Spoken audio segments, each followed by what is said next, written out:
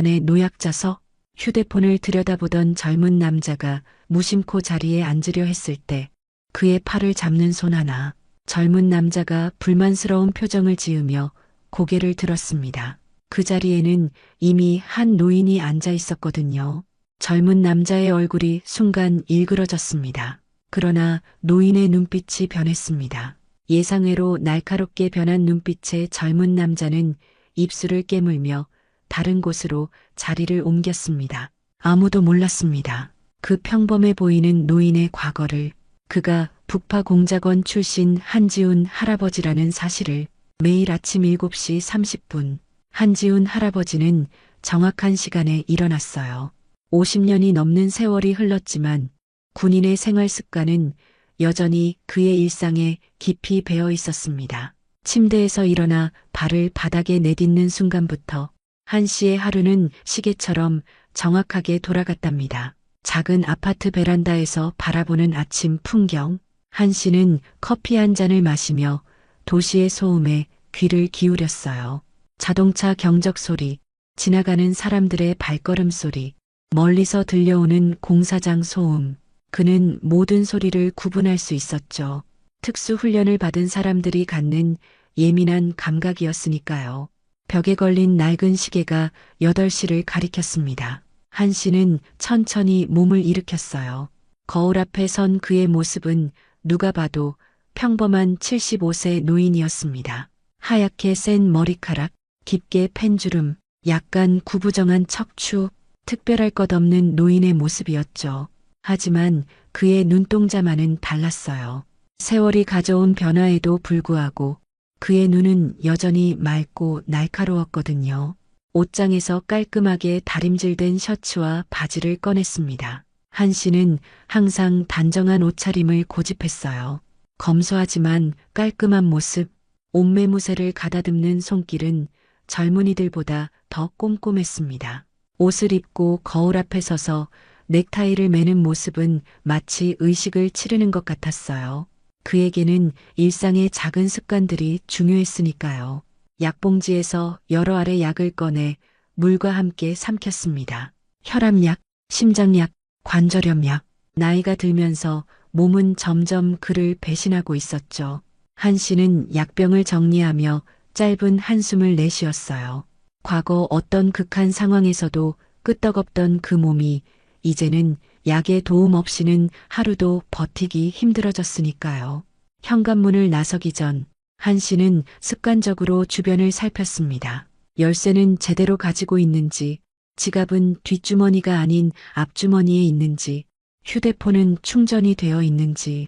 작은 습관들이지만 이런 세심함이 그를 50년 넘게 살아남게 했던 거였죠. 오전 9시 한 씨는 아파트를 나와 지하철역으로 향했습니다. 매일 같은 시간, 같은 루트로 걸었어요. 변화를 최소화하는 것. 그건 역시 오래된 훈련의 흔적이었습니다. 예상치 못한 상황을 피하고 항상 주변을 파악하고 있어야 한다는 본능적인 경계심이었죠. 지하철역에 도착한 한 씨는 교통카드를 꺼내 개찰구를 통과했어요. 아침 러시아워가 막 지난 시간, 지하철 승강장은 한산했습니다. 그는 항상 이 시간을 택했어요. 사람이 너무 많으면 주변 상황을 파악하기 어렵고 너무 적으면 자신이 눈에 띄기 쉬우니까요.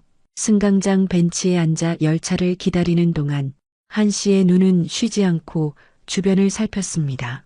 입구에서 들어오는 사람들, 반대편 승강장의 움직임, CCTV의 위치, 의식하지 않아도 자연스럽게 나오는 행동이었죠. 대부분의 사람들은 한 씨를 그저 심심한 노인으로 볼 테지만 그의 눈은 전직 요원의 눈이었으니까요.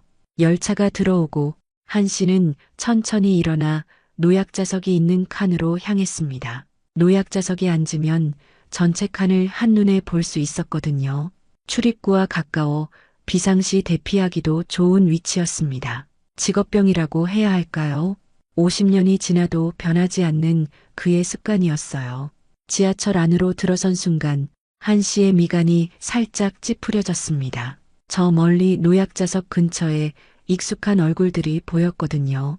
검은 옷을 입은 젊은 남자들, 요즘 몇 주째 같은 시간대에 마주치는 얼굴들이었습니다. 그들은 노약자석에 앉아 다른 승객들을 향해 불쾌한 시선을 던지고 있었어요.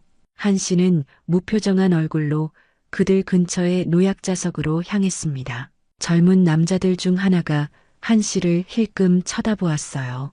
문신이 있는 손목, 날카로운 눈매, 불손한 태도. 그는 분명 문제를 일으키기 좋아하는 타입이었습니다. 한 씨는 그 모든 것을 눈치챘지만 아무 일도 없는 것처럼 노약자석에 앉았어요. 바로 그때 문신한 젊은 남자가 자리에서 일어나 한 씨 쪽으로 다가왔습니다. 주변의 승객들이 불안한 기색을 감추지 못했어요. 다른 승객들은 고개를 돌리거나 휴대폰을 보는 척했습니다. 아무도 개입하고 싶지 않은 상황이었죠. 한 씨는 무릎 위에 올려놓은 손을 가만히 내려다보았어요. 오래전 특수 훈련을 받던 시절, 이 손으로 얼마나 많은 임무를 수행했는지 잠시 그 기억이 떠올랐습니다. 문신한 젊은 남자가 한 씨의 앞에 서서 거만한 목소리로 말했어요. 할아버지, 자리 좀 비켜달라고. 다리가 아프다면서 자신이 앉아야겠다고 하네요. 한 씨는 천천히 고개를 들어 그를 바라보았습니다. 75년의 세월이 담긴 그의 눈빛에는 묘한 평온함이 있었어요. 승객들은 조용히 그 상황을 지켜보고 있었습니다. 어떤 이들은 불안한 듯 다른 칸으로 이동하기도 했죠. 한 씨는 아무 말 없이 그 젊은 남자를 바라보았어요. 그의 머릿속에서는 여러 생각이 스쳐 지나갔습니다.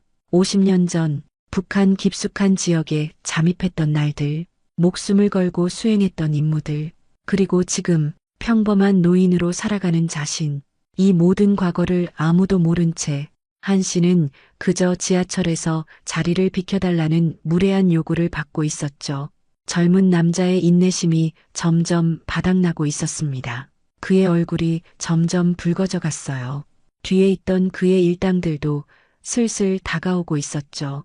한 씨는 그저 묵묵히 앉아 있었습니다. 아직은 움직일 때가 아니었으니까요.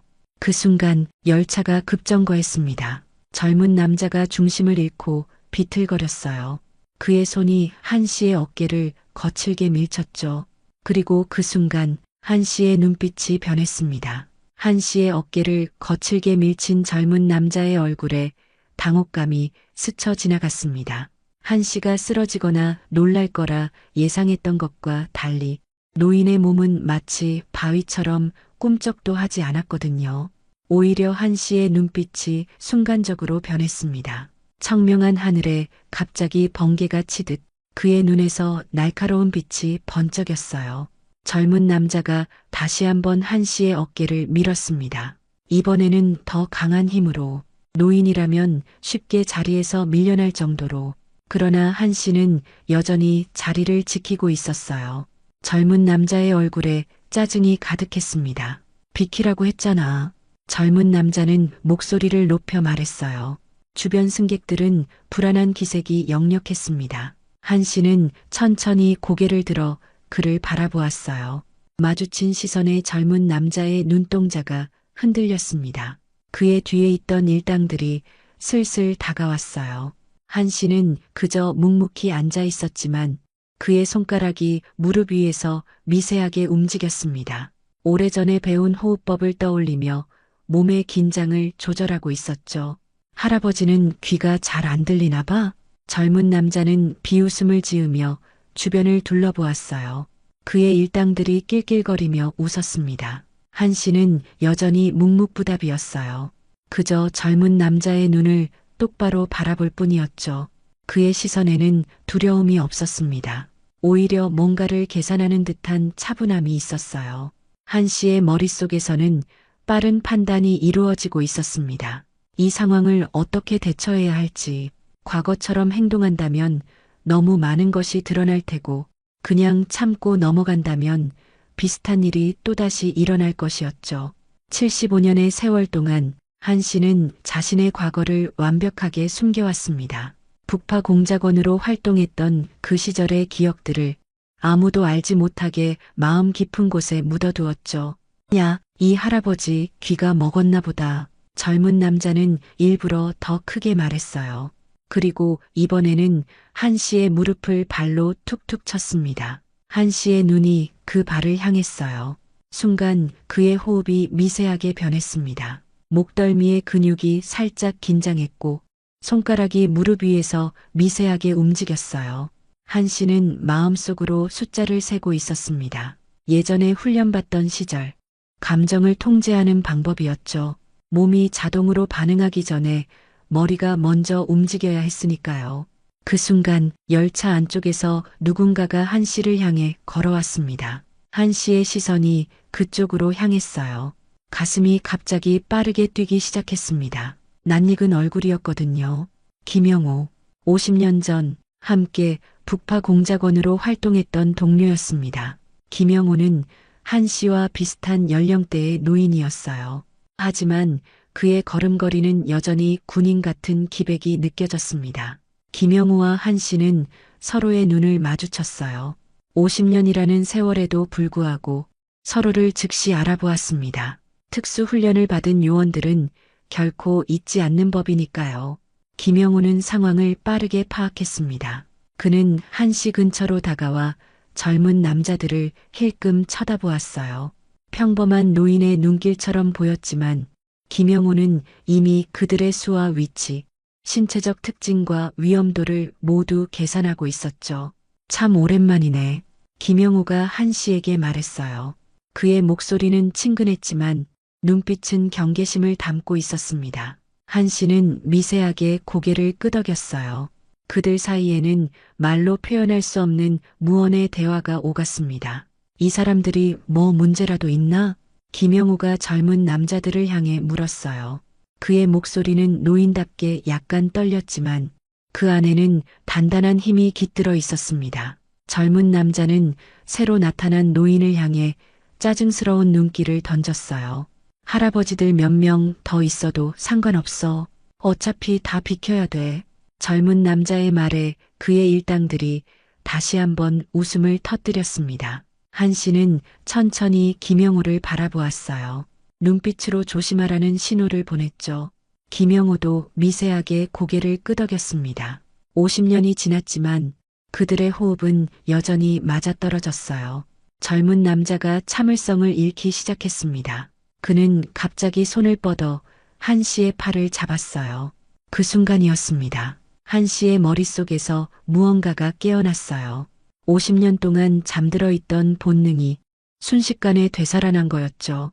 한 씨의 몸이 움직였습니다. 너무나 자연스럽고 부드럽게 마치 물 흐르듯이 그의 손이 젊은 남자의 손목을 붙잡았어요. 아무런 힘이 들어가지 않은 것처럼 보였지만 젊은 남자의 얼굴이 순간 일그러졌습니다. 한 씨의 손가락이 정확히 혈점을 누르고 있었거든요. 이보게, 진정하게. 한 씨는 조용히 말했어요. 그의 목소리는 나직했지만 젊은 남자는 갑자기 식은땀을 흘리기 시작했습니다. 전문적인 기술로 잡힌 손목은 극심한 통증을 느끼고 있었거든요. 한 씨는 여전히 앉아있는 자세였습니다. 겉으로 보기에는 아무 일도 일어나지 않은 것 같았죠. 단지 노인이 젊은이의 손을 잡고 있는 것처럼 보였을 뿐이었어요. 젊은 남자의 얼굴이 창백해졌습니다. 그는 자신의 손을 빼내려 했지만 한 씨의 손아귀에서 벗어날 수 없었어요. 젊은 남자가 당황한 표정으로 자신의 일당들을 바라보았습니다. 한 씨는 천천히 일어났어요. 그의 움직임에는 나이가 무색할 정도의 정확함과 힘이 있었죠. 약한 사람을 괴롭히는 건 좋지 않아. 한 씨는 차분히 말했어요. 그리고 젊은 남자의 손목을 살짝 비틀었습니다. 아주 미세한 움직임이었지만 젊은 남자는 무릎이 꺾이며 바닥으로 몸이 기울었어요. 고통스러운 표정이 그의 얼굴에 번졌습니다. 지하철 안의 승객들은 놀란 표정으로 그 광경을 지켜보고 있었어요. 평범한 노인이 갑자기 보여준 예상치 못한 능력에 모두가 충격을 받은 듯 했습니다. 김영호는 한 씨 옆에 서서 상황을 주시하고 있었어요. 그의 눈빛에는 경계심과 함께 약간의 안도감이 깃들어 있었습니다. 한 씨가 아직 그 실력을 잃지 않았다는 사실이 다행스러웠던 거죠. 젊은 남자의 일당들이 당황한 표정으로 서로를 바라보았습니다. 그들은 친구를 도와야 할지 말아야 할지 결정하지 못하고 있었어요. 한 씨는 그들을 향해 시선을 던졌습니다. 그의 눈빛에는 경고의 메시지가 담겨 있었죠. 가만히 있어라. 한 씨는 젊은 남자의 손목을 조금 더 비틀었습니다. 젊은 남자의 얼굴이 고통으로 일그러졌어요. 그는 이제 완전히 무릎을 꿇은 자세였습니다. 다음부터는 노인들을 공경하는 법을 배우게. 한 씨는 부드럽게 말했어요. 그리고 천천히 젊은 남자의 손을 놓았습니다. 젊은 남자는 손목을 부여잡으며 뒤로 물러났어요. 그의 눈에는 공포와 분노가 뒤섞여 있었습니다. 자존심이 크게 상한 것이 분명했죠. 이거 안 끝났어. 할아버지. 젊은 남자는 위협적으로 말했어요. 하지만 그의 목소리에는 약간의 떨림이 묻어 있었습니다. 한 씨는 아무 말 없이 그를 바라보았어요. 젊은 남자와 그의 일당들은 서둘러 다음 역에서 내렸습니다.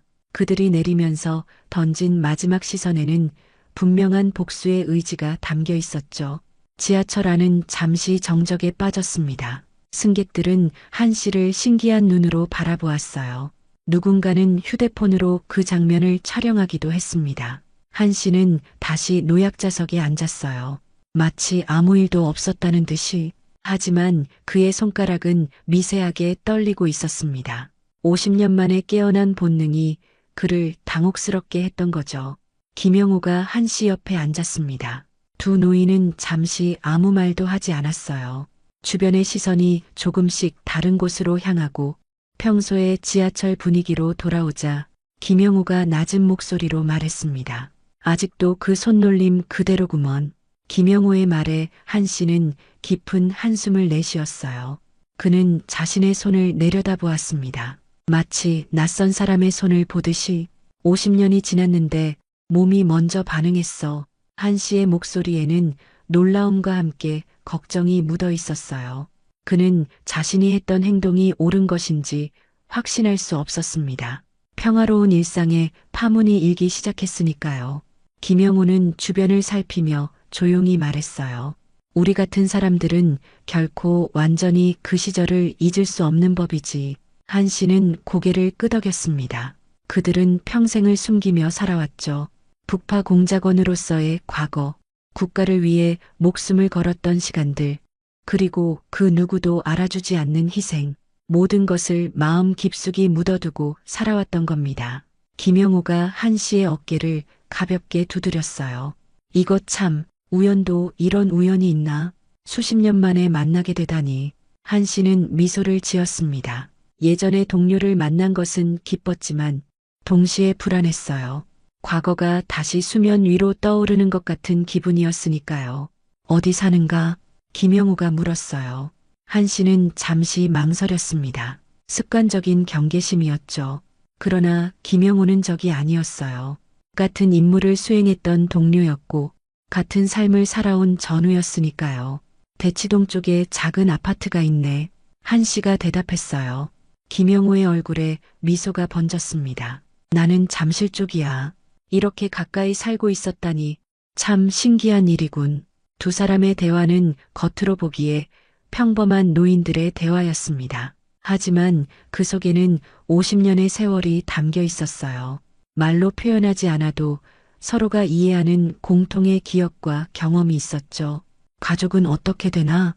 김영호의 질문에 한 씨는 잠시 생각에 잠겼습니다. 아내는 10년 전에 먼저 갔네. 딸 하나와 손녀가 있어. 한 씨의 목소리에는 묘한 감정이 담겨 있었어요. 가족들은 그의 과거에 대해 아무것도 몰랐으니까요. 그저 평범한 공무원으로 은퇴한 할아버지로만 알고 있었죠. 그들은 알고 있나? 김영호의 조심스러운 질문에 한 씨는 고개를 저었습니다. 아무도 모르네. 그리고 앞으로도 알 필요 없어.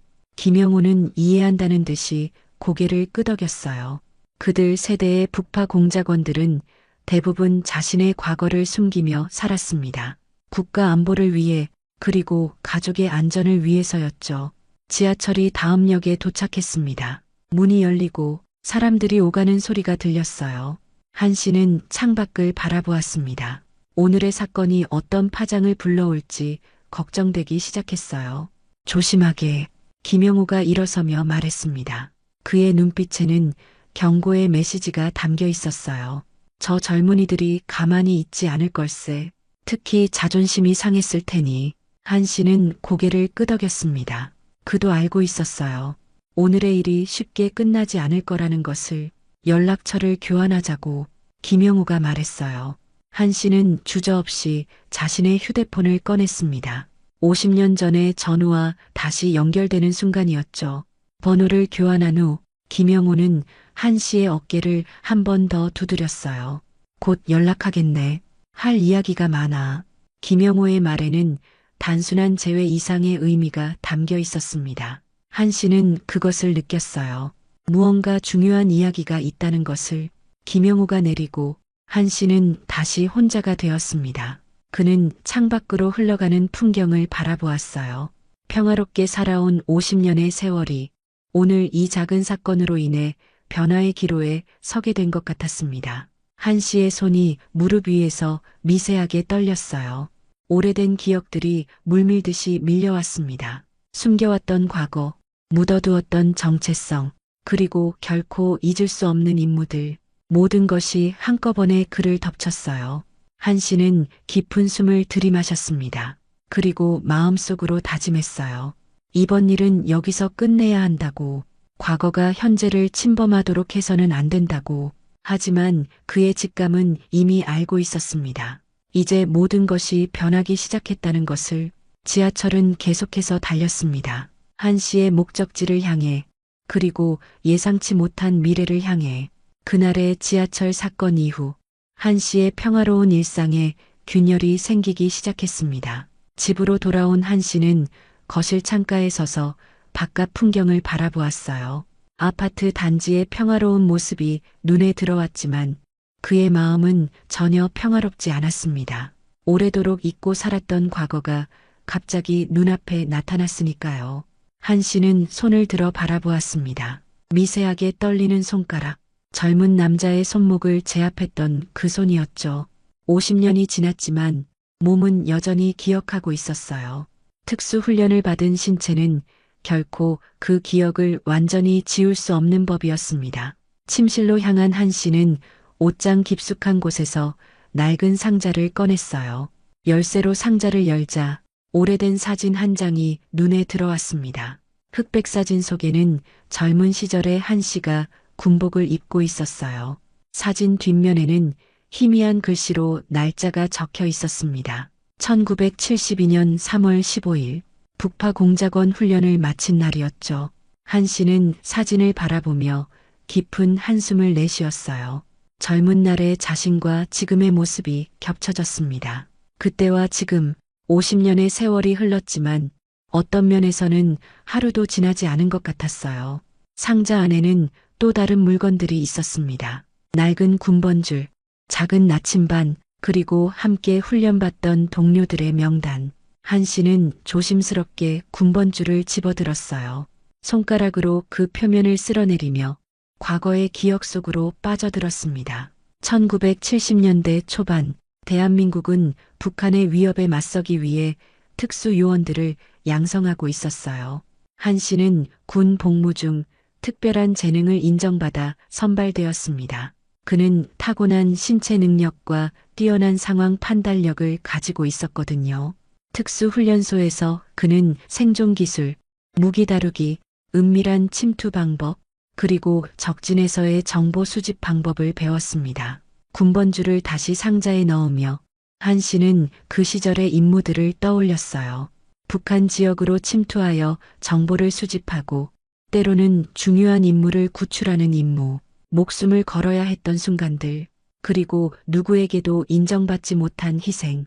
그 모든 것이 지금은 역사의 뒤안길로 사라졌지만 그의 기억 속에는 선명하게 남아 있었습니다. 한 씨는 상자를 다시 옷장 깊숙이 넣었어요. 과거는 과거일 뿐이라고 그는 스스로에게 되뇌었습니다. 하지만 오늘 지하철에서 김영호를 만난 것은 어쩌면 운명이 그에게 무언가를 말하고 있는 것인지도 몰랐죠. 거실로 돌아온 한 씨의 휴대폰이 울렸습니다. 화면을 보니 손녀 정수연이었어요.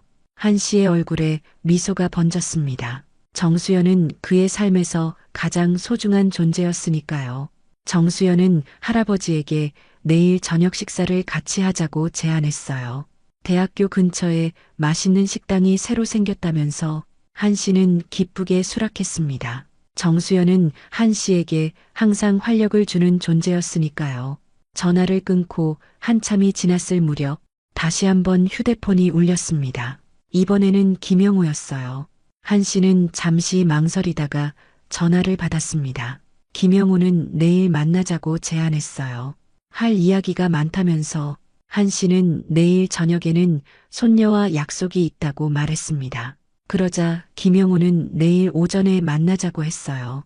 그의 목소리에는 묘한 긴박감이 담겨 있었습니다. 한 씨는 동의했어요. 김영우가 제안한 장소는 한강공원이었습니다. 사람들 사이에서 만나는 것이 안전하다는 김영우의 말에 한 씨는 미세하게 긴장했어요. 왜 안전을 걱정해야 하는지 의문이 들었으니까요. 전화를 끊고 한 씨는 창밖을 바라보았습니다. 석양이 건물들 사이로 붉게 물들고 있었어요. 갑자기 마음이 무거워졌습니다. 50년 동안 평화롭게 살아왔는데 하루 만에 모든 것이 변하는 것 같았으니까요. 다음 날 아침 한 씨는 평소보다 일찍 일어났습니다. 몸이 긴장하고 있었어요. 오랜만에 느끼는 감각이었죠. 마치 임무를 앞둔 젊은 시절로 돌아간 것 같았습니다. 한강공원에 도착한 한 씨는 약속 장소인 벤치에 앉았어요. 주변을 살피는 그의 눈빛은 어제와는 달랐습니다. 더 날카롭고 경계심이 가득했죠. 옛 습관이 되살아난 것이었어요. 멀리서 김영우가 걸어오는 모습이 보였습니다. 그 역시 주변을 살피며 조심스럽게 다가왔어요. 두 노인의 만남은 겉보기에 평범했지만 그들의 자세와 시선에는 특별한 경계심이 담겨 있었습니다. 김영우가 한 씨 옆에 앉았어요. 잠시 침묵이 흘렀습니다. 두 사람은 앞으로 흐르는 한강을 바라보았죠. 물 위로 비치는 햇살이 반짝였습니다. 김영우가 먼저 입을 열었어요. 그는 한 씨에게 어제 지하철에서 있었던 일이 이미 인터넷에 퍼졌다고 말했습니다. 누군가가 그 장면을 촬영해 SNS에 올렸다는 거였죠. 무술 실력을 가진 놀라운 할아버지라는 제목으로 화제가 되고 있다고 했어요. 한 씨의 표정이 어두워졌습니다. 그가 가장 원치 않았던 일이 일어난 거였으니까요. 김영우는 그런 한 씨의 반응을 이해한다는 듯 고개를 끄덕였어요. 그러나 김영우가 한 씨에게 전하고 싶었던 것은 그런 단순한 소식이 아니었습니다. 그는 주변을 다시 한번 살핀 후 낮은 목소리로 말하기 시작했어요.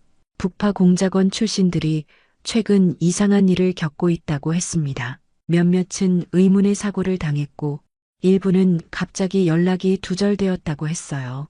마치 누군가가 그들을 찾아다니는 것처럼 보인다는 것이었죠. 한 씨는 긴장한 표정으로 김영우를 바라보았습니다. 김영우는 계속해서 말을 이어갔어요. 그들이 과거에 수행했던 마지막 임무와 관련이 있을지도 모른다고. 그 임무의 코드명은 얼음강이었습니다. 한 씨의 눈이 커졌어요. 얼음강 작전. 그가 결코 잊을 수 없는 임무였습니다. 1975년 겨울 북한의 고위 간부를 남한으로 데려오는 극비 작전이었죠. 그러나 그 작전은 중간에 누군가의 배신으로 실패하고 말았어요. 한 씨와 김영우는 간신히 목숨을 건졌지만 다른 동료들은 그렇지 못했습니다. 김영우는 한 씨에게 충격적인 사실을 알려주었어요. 얼음강 작전의 대상이었던 그 고위 간부가 살아있다는 정보를 입수했다는 것이었습니다. 그리고 그가 최근 남한에 있는 자신의 가족을 찾고 있다는 소식이 있다고 했어요. 한 씨는 믿을 수 없다는 표정을 지었습니다. 그 작전은 실패했고 그 간부는 죽은 것으로 알려졌으니까요. 그런데 그가 살아있다니, 게다가 가족을 찾고 있다니 모든 것이 너무 비현실적으로 느껴졌어요. 김영우는 주머니에서 오래된 봉투를 꺼냈습니다. 그 안에는 흑백 사진 한 장이 들어 있었어요. 사진 속에는 한 남자와 어린 소년이 있었습니다. 남자는 분명 얼음 강 작전의 대상이었던 그 고위 간부였어요. 그리고 소녀는 아마도 그의 아들이었을 겁니다. 김영우는 한 씨에게 중요한 이야기를 했어요. 그 간부의 아들이 지금 한국에서 살고 있을 가능성이 높다고, 그리고 누군가가 그 아들을 찾고 있다고, 아마도 북한에서 파견된 요원들일 것이라고 추측했습니다. 한 씨는 사진을 자세히 들여다보았어요. 어린 소년의 얼굴에 묘한 친숙함을 느꼈습니다. 그러나 그것이 무엇인지 정확히 짚어낼 수는 없었어요. 45년도 더 지난 일이니까요. 김영우는 한 씨에게 경고했습니다. 과거의 일이 다시 수면 위로 떠오르고 있으니 조심해야 한다고. 특히 어제 지하철에서 보여준 실력 때문에 누군가의 관심을 끌 수도 있다고 말했어요. 한 씨는 깊은 생각에 잠겼습니다. 갑자기 들이닥친 과거의 그림자, 그리고 앞으로 다가올지도 모를 위험, 평화롭게 살아온 노년의 삶이 위협받고 있다는 느낌이 들었어요. 김영우는 한 가지 더 충격적인 정보를 알려주었습니다. 얼음강 작전에 참여했던 요원들이 하나둘씩 사라지고 있다는 것이었어요. 마지막 생존자는 그들 둘뿐일지도 모른다고 했습니다. 한 씨는 김영우에게 물었어요. 왜 지금 이 이야기를 하는 건지, 무엇을 원하는 건지. 김영우는 잠시 침묵했다가 대답했습니다. 그들이 미완으로 남겨둔 임무를 마무리해야 한다고, 그 간부의 아들을 찾아 보호해야 한다고. 한 씨는 고개를 저었어요. 이제 그는 75세 노인이었고 과거의 일에 더 이상 관여하고 싶지 않았습니다. 가족들에게 위험을 끼칠 수도 있었으니까요. 특히 손녀 정수연에게. 김영우는 이해한다는 듯 고개를 끄덕였어요. 하지만 그의 눈빛은 한 씨에게 말했습니다. 언젠가는 선택해야 할 때가 올 거라고. 과거로부터 완전히 도망칠 수는 없다고. 두 사람은 더 이상의 대화 없이 자리에서 일어났습니다. 김영우는 한 씨에게 그 사진을 건넸어요. 혹시 기억나는 것이 있을지도 모른다면서. 한 씨는 주저하다가 사진을 받아 주머니에 넣었습니다. 헤어지기 전 김영우는 한 가지 더 경고했어요. 어제 지하철에서 만난 그 젊은이들을 조심하라고. 그들이 단순한 폭력배가 아닐 수도 있다고. 한 씨는 김영우의 말에 의문을 품었지만 더 이상 묻지 않았어요. 집으로 돌아오는 길, 한 씨는 머릿속이 복잡했습니다. 오래전 실패한 임무, 살아있을지도 모르는 북한 고위 간부, 그리고 남한에 있다는 그의 아들. 모든 것이 뒤섞여 그를 혼란스럽게 했어요. 아파트에 도착한 한 씨는 엘리베이터 버튼을 눌렀습니다. 그때였어요. 복도 끝에서 누군가가 그를 지켜보고 있다는 느낌이 들었습니다. 한 씨는 천천히 고개를 돌렸어요. 그곳에는 아무도 없었지만 그의 직감은 분명 누군가의 시선을 감지했습니다. 엘리베이터에 올라 자신의 층 버튼을 누른 한 씨는 깊은 한숨을 내쉬었어요. 이제 그는 알고 있었습니다. 과거가 그를 다시 찾아왔다는 것을, 그리고 지금까지의 평화로운 생활이 위협받고 있다는 것을. 집 안으로 들어선 한 씨는 거실 창가에 서서 바깥을 살폈습니다. 아파트 단지는 평소와 다름없이 평화로웠어요. 하지만 그의 마음은 이미 경계 상태로 들어가 있었습니다. 수십 년간 잠들어 있던 특수 요원으로서의 본능이 다시 깨어나고 있었으니까요. 한 씨는 김영우가 건넨 사진을 꺼내 다시 한번 살펴보았어요. 그 고위 간부와 어린 아들, 그들의 얼굴을 자세히 들여다보던 한 씨의 표정이 갑자기 굳어졌습니다. 사진 속 소년의 목에 걸린 작은 펜던트, 한 씨는 그것을 알아봤어요. 바로 어제 지하철에서 만난 젊은 남자, 그 조폭처럼 보이던 사람의 목에도 똑같은 펜던트가 있었던 것이었습니다. 한 씨의 손이 떨렸어요. 45년 전의 사진 속 소년과 어제 만난 젊은 남자, 설마 그들이 같은 사람의 가족은 아닐까? 한 씨는 믿을 수 없다는 표정을 지었습니다. 그토록 우연이 있을 수 있을까요? 그때 갑자기 전화가 울렸습니다. 손녀 정수연이었어요. 저녁 식사 약속을 확인하는 전화였습니다. 한 씨는 손녀의 목소리를 듣자 마음이 진정되었어요. 정수연과의 약속은 꼭 지켜야 했으니까요. 정수영과의 통화를 마친 한 씨는 다시 한번 사진을 바라보았습니다. 그리고 중요한 결정을 내렸어요. 과거의 일에 더 이상 휘말리지 않겠다고. 이제 그에게는 지켜야 할 가족이 있었으니까요. 그러나 운명은 때로 우리의 결정을 비웃습니다. 한 씨가 아무리 과거로부터 도망치려 해도 과거는 이미 그를 따라잡고 있었으니까요. 저녁이 되어 한 씨는 정수연과 만날 준비를 했습니다. 오랜만에 정장을 차려입고 넥타이까지 맸어요. 손녀를 만날 때면 항상 최선을 다해 단정한 모습을 보여주려 했으니까요. 집을 나서기 전 한 씨는 잠시 망설이다가 김영우가 준 사진을 지갑에 넣었습니다. 만약의 경우를 대비해서였어요. 그리고 현관문을 열었습니다. 문 앞에는 누군가가 서 있었어요. 한 씨의 눈이 커졌습니다. 그것은 어제 지하철에서 만났던 젊은 남자, 바로 그 조폭이었습니다. 그의 눈에는 복수심이 가득했어요. 그리고 그의 목에는 분명히 사진 속 소년이 걸고 있던 것과 같은 펜던트가 있었습니다. 한 씨의 직감이 경고음을 울렸어요. 이것은 단순한 우연이 아니었습니다. 모든 것이 연결되어 있었어요. 과거와 현재, 북한과 남한, 실패한 임무와 지금의 만남. 젊은 남자는 한 씨를 노려보며 천천히 입을 열었습니다. 그가 한 말은 한 씨의 모든 의심을 확증시켰어요.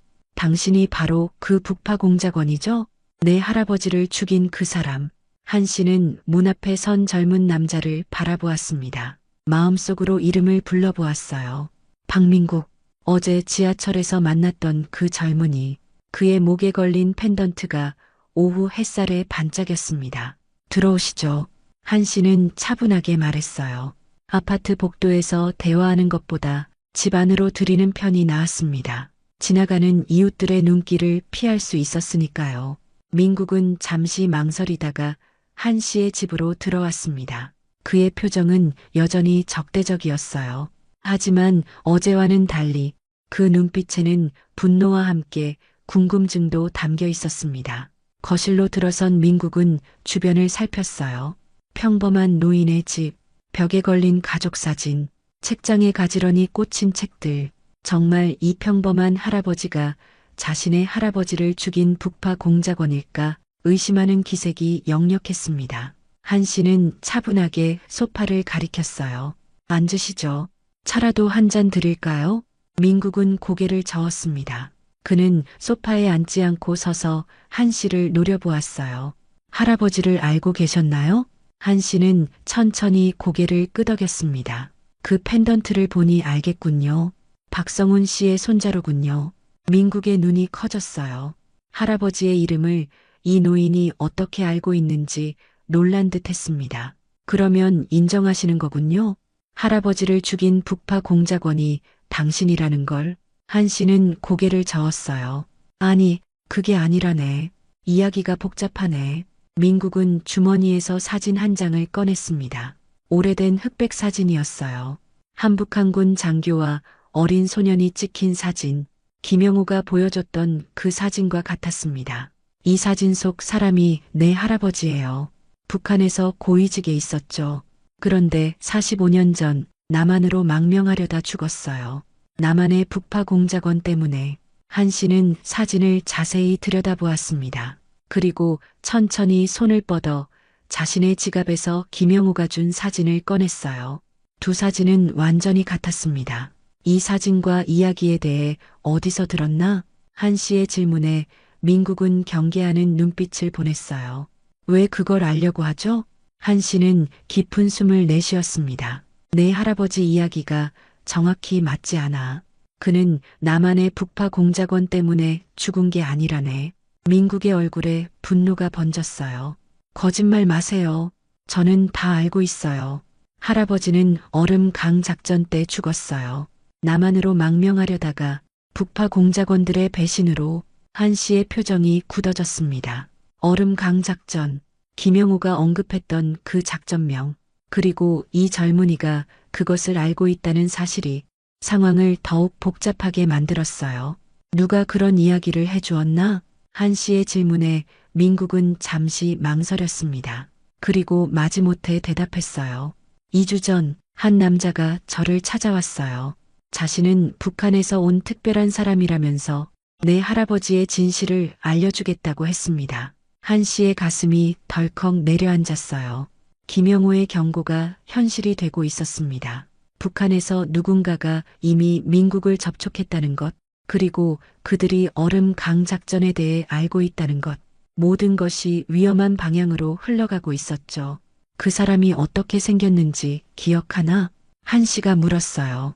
민국은 잠시 생각하더니 대답했습니다. 50대쯤 되어 보였어요. 키가 크고 날카로운 눈매를 가졌죠. 왼쪽 눈 밑에 작은 흉터가 있었고요.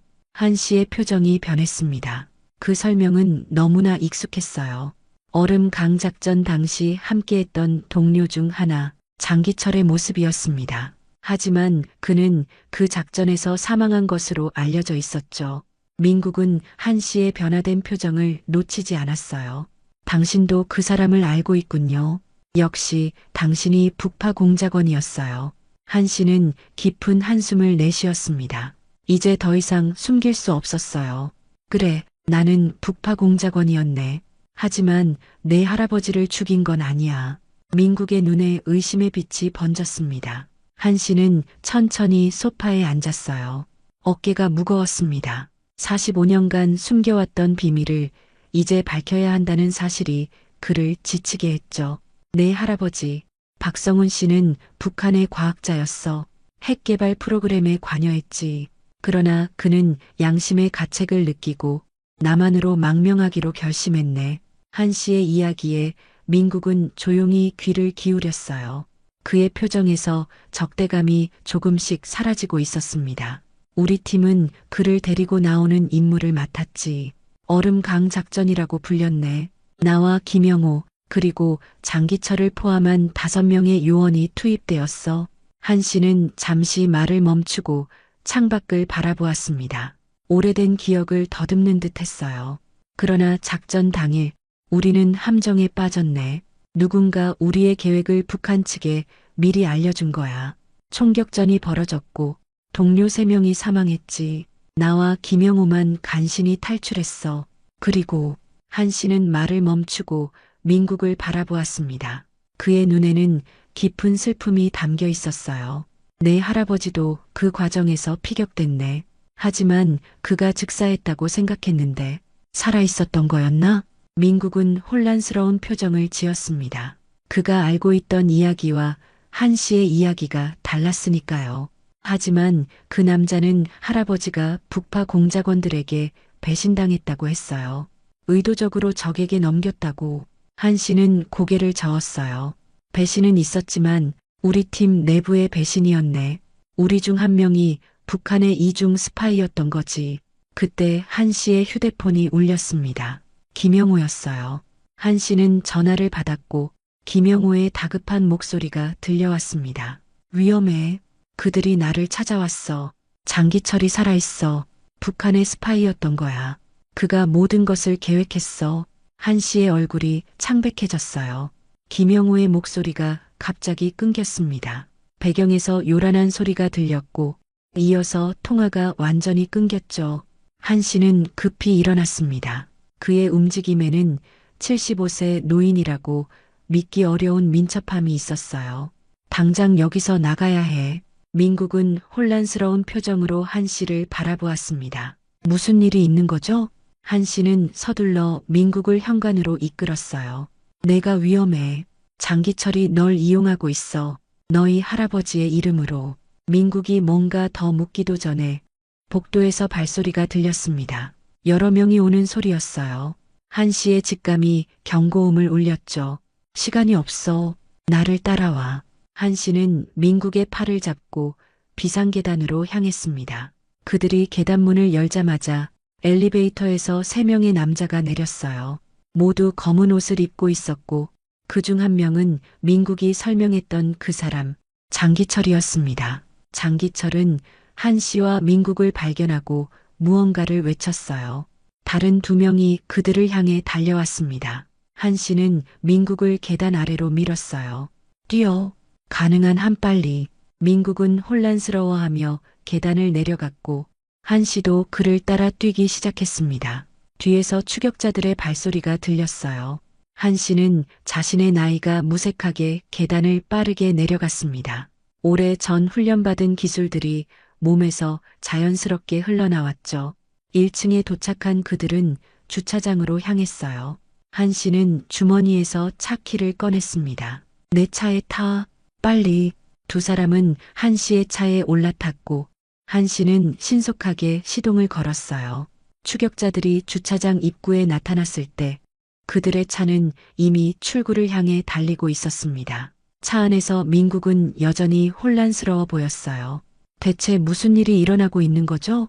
그 사람들은 누구예요? 한 씨는 백미러로 뒤를 확인하며 대답했습니다. 북한에서 온 요원들이야. 장기철은 45년 전 얼음 강 작전을 배신한 이중 스파이였네. 그리고 지금은 널 이용해 뭔가를 하려는 것 같아. 민국의 얼굴이 창백해졌어요. 저를 이용해서요? 왜요? 한 씨는 한숨을 내쉬었습니다. 아마도 내 할아버지가 남기고 간 어떤 정보 때문일 거야. 박성훈 씨는 핵개발 프로그램의 중요한 인물이었어.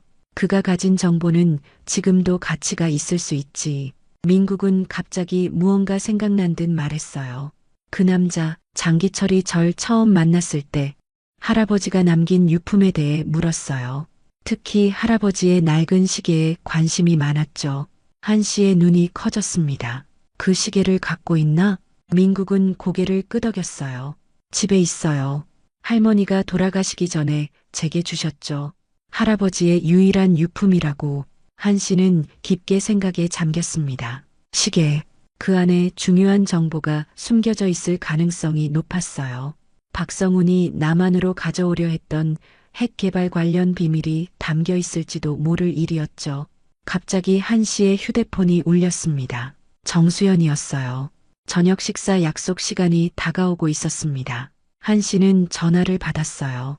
할아버지, 어디세요? 레스토랑에 거의 도착했어요. 한 씨의 마음이 무거워졌습니다. 지금 이 위험한 상황에 정수연을 끌어들일 수는 없었어요. 수연아, 미안하구나. 갑자기 급한 일이 생겼어. 오늘 약속은 다음으로 미뤄야 할 것 같아. 정수연의 목소리에 실망감이 묻어났지만 그녀는 이해한다고 말했어요. 한 씨는 괜히 더 죄책감이 들었습니다. 사랑하는 손녀에게 거짓말을 하게 되다니. 전화를 끊고 한 씨는 계속 차를 몰았어요. 이제 그들은 도심을 벗어나 한적한 도로로 접어들고 있었습니다. 한 씨는 뒤를 계속 확인했죠. 아직 추격자들의 모습은 보이지 않았어요. 이제 어디로 가는 거죠? 민국이 물었습니다. 한 씨는 잠시 생각하다 대답했어요. 우선 내 집에 가서 그 시계를 가져와야 해. 그 다음에는 안전한 장소로 가야 하고. 민국은 고개를 끄덕였습니다. 이제 그의 눈에는 한 씨를 향한 적대감이 완전히 사라졌어요. 오히려 믿음과 의지하는 기색이 역력했죠. 제 집은 강남 쪽이에요. 이 도로로 가면 30분 정도 걸릴 거예요. 한 씨는 고개를 끄덕이고 차를 몰았습니다. 그의 마음은 여전히 무거웠어요. 김영호의 안전이 걱정되었고 자신과 민국도 큰 위험에 처해 있었으니까요. 그리고 무엇보다 45년 전에 미완으로 남은 임무가 그를 다시 불러들이고 있다는 사실이 그를 불안하게 했습니다. 차가 조용한 도로를 달리는 동안 한 씨는 문득 백미러에 비친 자신의 모습을 바라보았어요. 75세 노인의 얼굴. 하지만 그 눈빛은 달랐습니다. 북파 공작원으로서의 날카로움이 되살아나 있었죠. 그때 휴대폰이 다시 울렸습니다. 모르는 번호였어요. 한 씨는 경계하며 전화를 받았습니다. 한지훈 씨? 낯선 목소리였어요. 한 씨는 대답하지 않고 기다렸습니다. 김영호 씨의 전화기에서 찾은 번호입니다. 지금 그는 우리와 함께 있어요. 그리고 당신의 손녀 정수연 씨도요. 한 씨의 심장이 멈추는 것 같았습니다. 정수연이라니. 어떻게 그녀를 찾아냈단 말인가? 그들에게 해를 끼치지 마. 한 씨의 목소리는 차갑고 단단했어요. 45년 만에 되살아난 북파 공작원의 목소리였습니다. 그건 당신에게 달려 있어요. 박성훈의 손자와 그가 가진 시계를 데려오세요. 그럼 김영우와 당신의 손녀는 풀어주겠습니다. 한 씨는 민국을 흘깃 바라보았어요. 민국도 긴장한 표정으로 통화 내용을 듣고 있었습니다. 장소는? 한 씨가 물었습니다. 전화 너머의 목소리가 대답했어요. 2시간 후 한강공원 남단 다리 밑. 혼자 오세요. 경찰에 연락하면 그들은 죽을 겁니다. 전화가 끊겼어요. 한 씨의 손이 핸들을 꽉 움켜쥐었습니다. 그의 얼굴에는 결연한 표정이 서렸어요. 이제 선택의 여지가 없었습니다. 무슨 일이 있었나요? 민국이 물었어요. 한 씨는 천천히 대답했습니다. 그들이 내 손녀와 김영우를 잡았어. 당신과 시계를 원하고 있지. 민국의 표정이 굳어졌어요. 저 때문에 당신의 가족이 위험에 처했군요. 한 씨는 아무 말도 하지 않았습니다. 이제 그가 해야 할 일은 분명했어요. 손녀를 구하는 것, 그리고 45년 전에 실패한 임무를 완수하는 것. 가요. 민국이 단호하게 말했습니다. 제 집에 가서 시계를 가져오고 그들에게 가서 당신의 손녀를 구해요. 이건 제 할아버지의 일이기도 하니까요. 한 씨는 고개를 끄덕였어요. 이제 그들은 같은 편이 되었습니다. 세대를 뛰어넘어 과거와 현재를 잇는 특별한 인연으로 차는 계속해서 달렸고 한 씨의 마음은 결의로 가득 찼습니다. 75세의 나이에 그는 다시 한번 북파 공작원으로 돌아가게 되었어요. 이번에는 국가가 아닌 사랑하는 가족을 위해서. 민국의 아파트에 도착한 두 사람은 서둘러 엘리베이터를 타고 올라갔습니다. 주변을 경계하는 한 씨의 눈빛은 여전히 날카로웠어요. 민국이 현관문을 열고 집 안으로 들어서자 한 씨는 문 앞에서 잠시 주변을 살폈습니다. 적의 존재는 느껴지지 않았어요. 빨리 시계를 찾아요. 한 씨가 말했고 민국은 서둘러 안방으로 향했습니다. 그는 장롱 속에서 작은 나무 상자를 꺼냈어요. 상자 안에는 낡은 회중시계가 있었습니다. 금도금이 벗겨진 오래된 시계였지만 그 안에 무엇인가 중요한 것이 숨겨져 있다는 사실을 두 사람은 알고 있었죠. 이게 할아버지의 시계예요. 민국이 시계를 한 씨에게 건넸습니다. 한 씨는 조심스럽게 시계를 살펴보았어요. 특별해 보이는 것은 없었습니다. 그저 오래된 회중시계일 뿐이었죠. 어떻게 여는 거죠? 민국이 물었어요. 한 씨는 잠시 생각하다가 시계의 뒷면을 살펴보았습니다. 그리고 침착하게 시계 뒷면의 작은 홈에 손톱을 넣어 비틀었어요. 딸깍 소리와 함께 시계 뒷덮개가 열렸습니다. 시계 기계 장치가 드러났지만 특별한 것은 보이지 않았어요. 한 씨의 표정이 당혹스러워졌습니다. 그는 시계를 좀 더 자세히 들여다보았어요. 여기 뭔가 이상한데. 한 씨가 시계 내부를 자세히 살펴보던 중 문득 기계장치 아래에 얇은 틈새를 발견했습니다. 손가락으로 살짝 눌러보자 시계 내부의 바닥이 들어 올려졌어요. 그 아래에는 작은 마이크로필름이 숨겨져 있었습니다. 이거야. 한 씨가 조심스럽게 마이크로필름을 꺼냈어요. 그러나 그것을 지금 확인할 시간은 없었습니다. 정수영과 김영우를 구하는 것이 우선이었으니까요. 가지고 있어. 한 씨는 마이크로필름을 민국에게 건넸습니다. 이건 내 할아버지의 유산이야. 우리가 지금 상황을 해결하고 나면 함께 확인해 보자고. 민국은 고개를 끄덕이며 마이크로필름을 주머니에 넣었어요. 두 사람은 서둘러 아파트를 나섰습니다. 한강공원까지는 약 40분 정도 걸릴 것으로 예상되었죠. 차 안에서 한 씨는 조용히 생각에 잠겼습니다. 75세의 노인이 젊은 북한 요원들과 맞서 싸울 수 있을까? 김영우와 정수연을 무사히 구출할 수 있을까? 불안한 생각들이 머릿속을 맴돌았어요. 민국이 한 씨를 바라보며 물었습니다. 계획이 있으신가요? 한 씨는 천천히 고개를 끄덕였어요. 그들이 원하는 건 시계와 너야. 하지만 시계 속 마이크로필름은 이미 우리가 가지고 있지. 우선 그들의 제안에 따르는 척하면서 정수영과 김영호의 위치를 파악해야 해.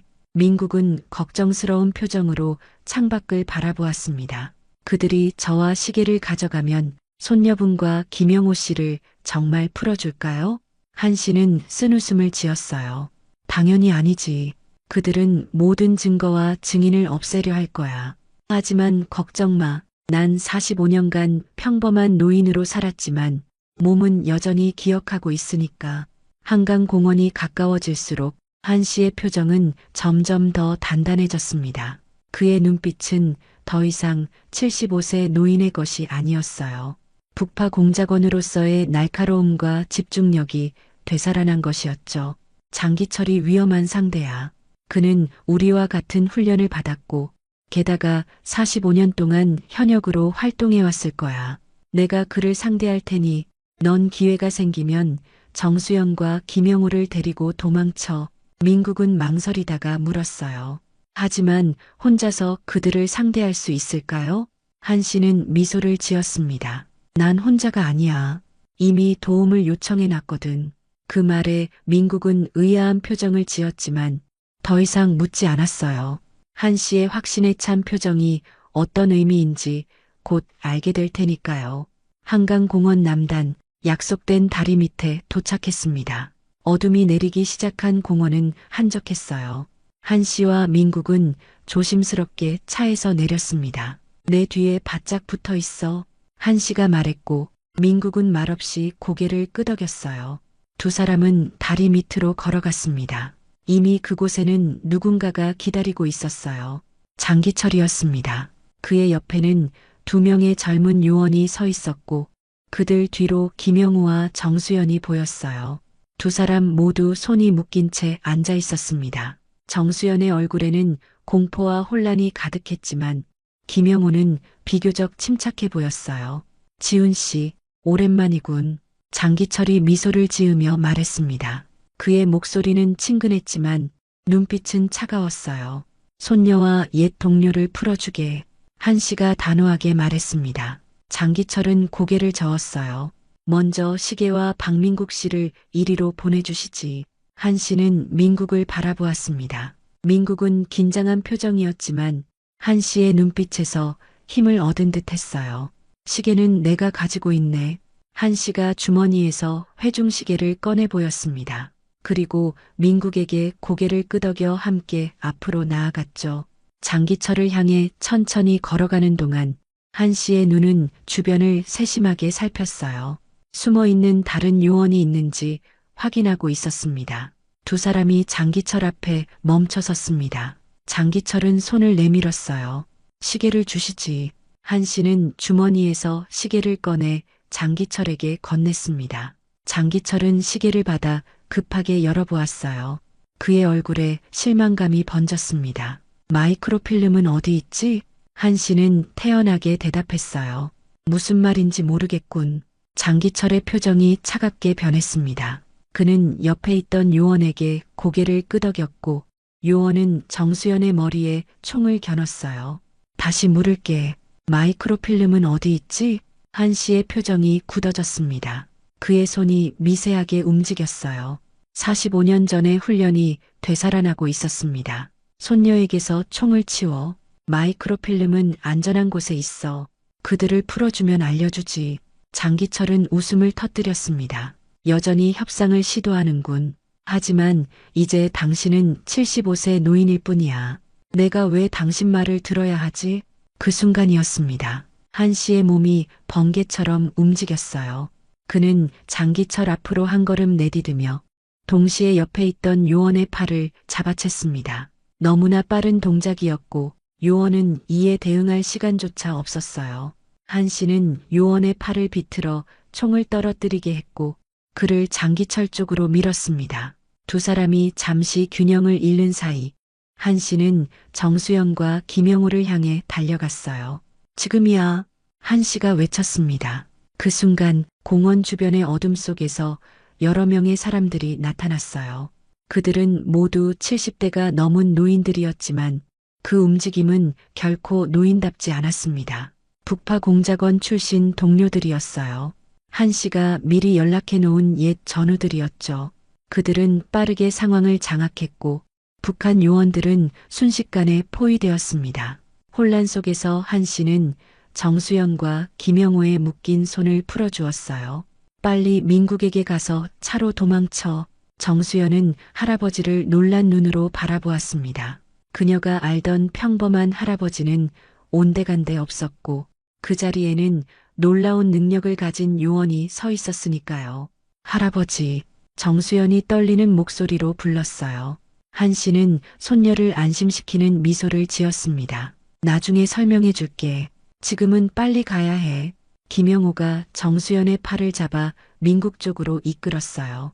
그들이 안전하게 빠져나가는 것을 확인한 한 씨는 이제 장기철을 향해 돌아섰습니다. 장기철은 이미 한 씨의 동료들에게 포위된 상태였어요. 그의 얼굴에는 분노와 함께 체념의 기색이 보였습니다. 45년 만에 다시 만나게 되다니. 한 씨가 장기철에게 다가가며 말했어요.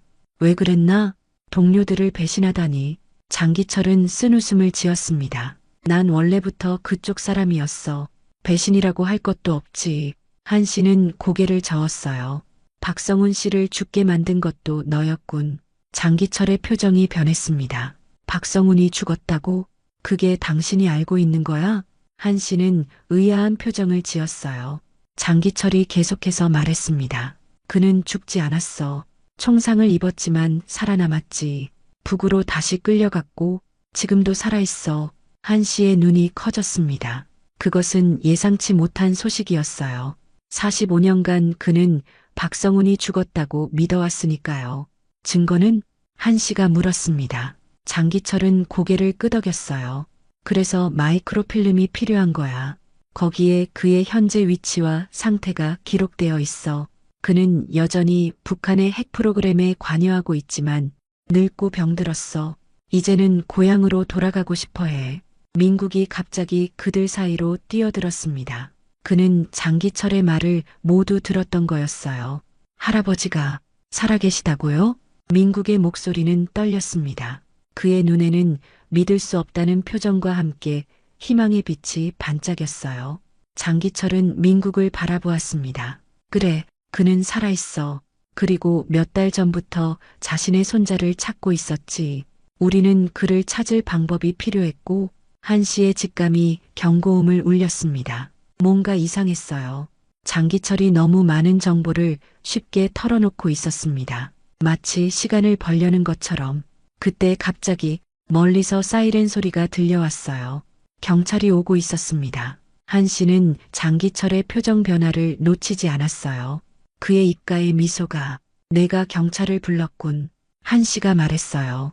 장기철은 고개를 끄덕였습니다. 우리는 이미 마이크로필름의 복사본을 가지고 있어. 시계 속에 있던 것은 가짜였지. 진짜는 몇 주 전에 이미 확보했거든. 한 씨의 표정이 굳어졌습니다. 그들이 속았다는 것을 깨달았어요.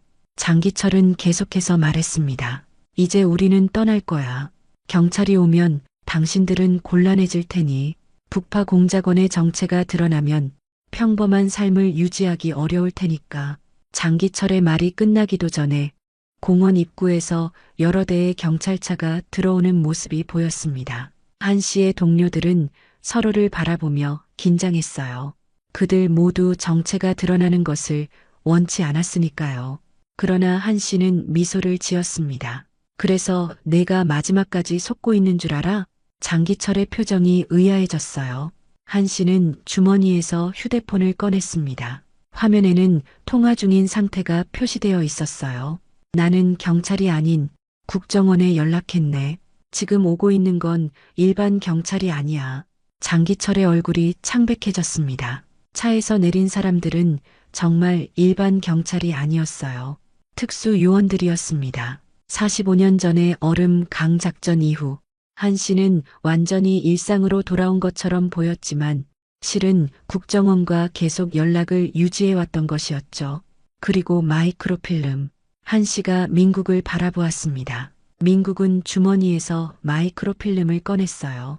이게 진짜야. 내가 가진 건 가짜일 테고.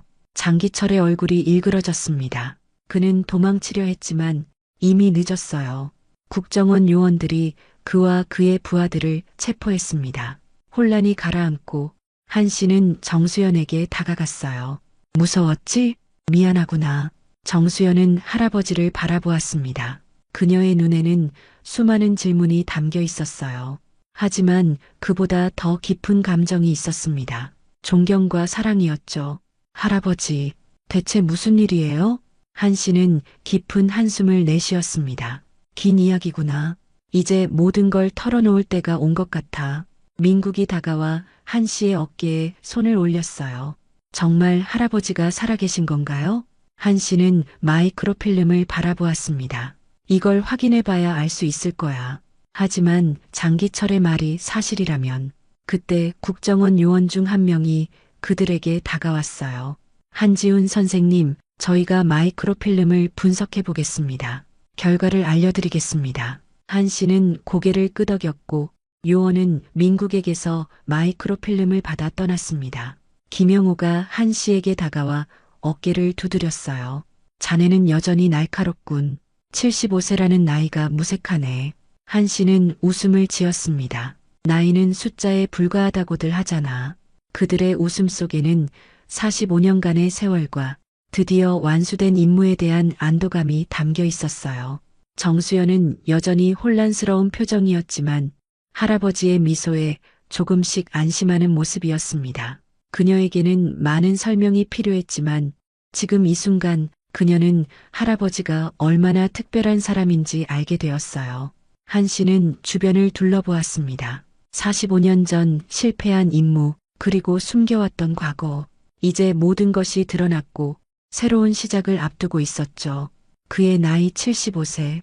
하지만 인생은 여전히 계속되고 있었습니다. 일주일 후, 한 씨의 아파트 거실, 정수영과 민국, 그리고 김영호가 함께 모여 있었습니다. 한 씨는 차분하게 이야기를 마무리하고 있었어요.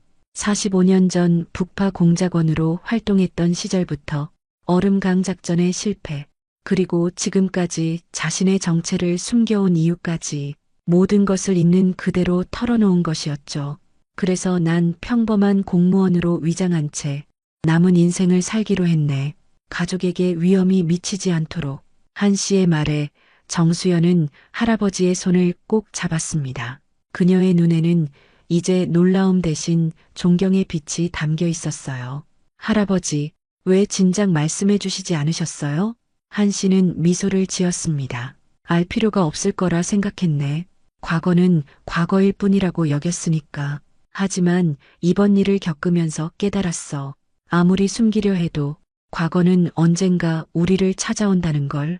김영우가 고개를 끄덕였어요. 그래, 우리 같은 사람들은 결코 완전히 평범해질 수 없는 법이야. 이번 일로 그걸 다시 한번 깨달았네. 민국은 창밖을 바라보며 생각에 잠겨 있었습니다. 마이크로필름 분석 결과 그의 할아버지 박성우는 정말로 살아있었어요. 현재 북한의 외딴 연구소에서 연금 상태로 지내고 있다는 사실이 확인되었습니다. 할아버지를 만날 수 있을까요? 민국이 물었어요. 한 씨는 깊은 한숨을 내쉬었습니다. 국정원에서 외교적 경로를 통해 접촉을 시도하고 있어 쉽지는 않겠지만 불가능한 것도 아니야. 특히 박성훈 씨가 가진 핵 관련 정보가 여전히 가치가 있다면 협상의 여지는 있을 거야. 민국의 눈에 희망의 빛이 번졌습니다. 한 번도 만난 적 없는 할아버지를 만날 수 있다는 가능성이 그에게 큰 의미였죠. 정수연이 문득 물었어요. 할아버지, 그런데 왜 지하철에서 그 사람들과 다툼이 생겼을 때 특수 기술을 사용하셨어요? 그동안 철저히 숨겨왔는데. 한 씨는 잠시 생각에 잠겼다가 대답했습니다. 그건 나도 설명하기 어려워. 몸이 먼저 반응했던 거지. 어쩌면 내면 깊숙이 나는 항상 북파 공작원이었는지도 몰라. 그리고 한 씨는 민국을 바라보았어요. 어쩌면 운명이었을지도 모르지. 그 순간의 선택이 우리를 여기까지 이끌었으니까. 김영호가 가방에서 무언가를 꺼냈습니다. 낡은 사진첩이었어요. 옛 동료들의 사진을 모아왔네. 우리 중 몇 명은 이미 세상을 떠났지만 살아남은 이들은 여전히 연락을 유지하고 있어. 사진첩을 펼치자 젊은 시절의 북파 공작원들 모습이 나왔습니다. 훈련소에서 찍은 사진, 임무 수행 전에 긴장된 표정들, 드문드문 있는 휴가 때의 편안한 모습들. 그 속에는 젊은 시절의 한 씨와 김영호도 있었죠. 정수연은 할아버지의 젊은 시절 사진을 유심히 바라보았어요. 할아버지, 정말 멋지셨네요. 한 씨는 부끄러운 듯 웃었습니다. 그때는 그저 나라를 위해 무엇이든 할 준비가 되어 있었지. 위험한 임무라도 주저하지 않았어. 민국이 사진첩을 넘기다 멈춰 한 장의 사진을 가리켰어요. 여기 계신 분이 그 사진 속에는 젊은 박성훈의 모습이 있었습니다. 한 씨와 함께 찍은 사진이었어요. 얼음강 작전 직전의 모습이었죠. 내 할아버지는 용감한 사람이었어. 자신의 신념을 지키기 위해 모든 것을 버릴 준비가 되어 있었지. 민국의 눈에 눈물이 고였습니다. 한 번도 만난 적 없는 할아버지에 대한 이야기를 이렇게 직접 들을 수 있으리라고는 생각지 못했으니까요. 그때 한 씨의 휴대폰이 울렸어요.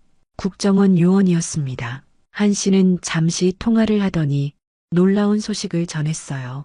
북한 측에서 박성훈 씨의 송환 가능성을 시사했다고 하네. 그가 원한다면 남한에 있는 가족과 만날 수 있도록 허락할지도 모른다는 거야. 민국의 얼굴이 환해졌습니다. 정말인가요? 한 씨는 고개를 끄덕였어요.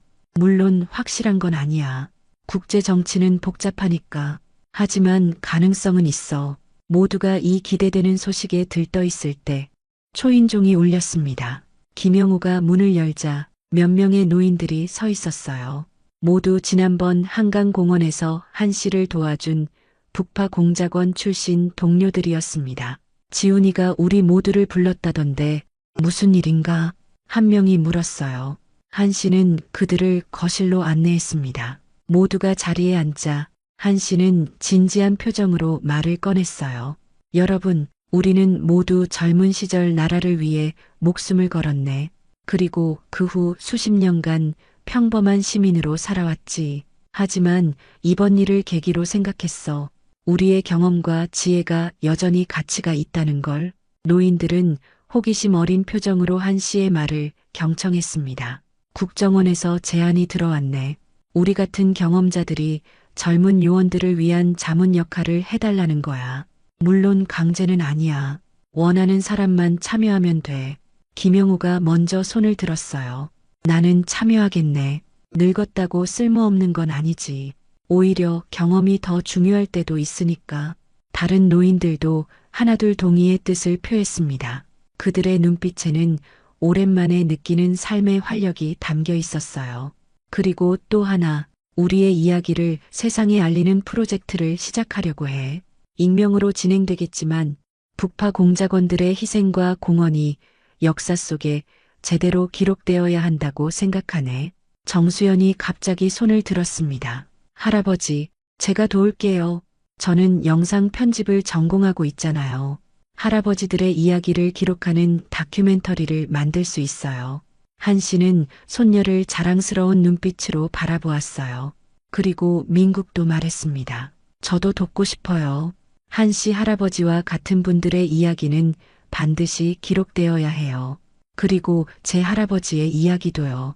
방 안에는 따뜻한 기운이 감돌았습니다. 서로 다른 세대, 서로 다른 경험을 가진 사람들이 하나로 모여 과거를 치유하고 미래를 향해 나아가는 순간이었어요.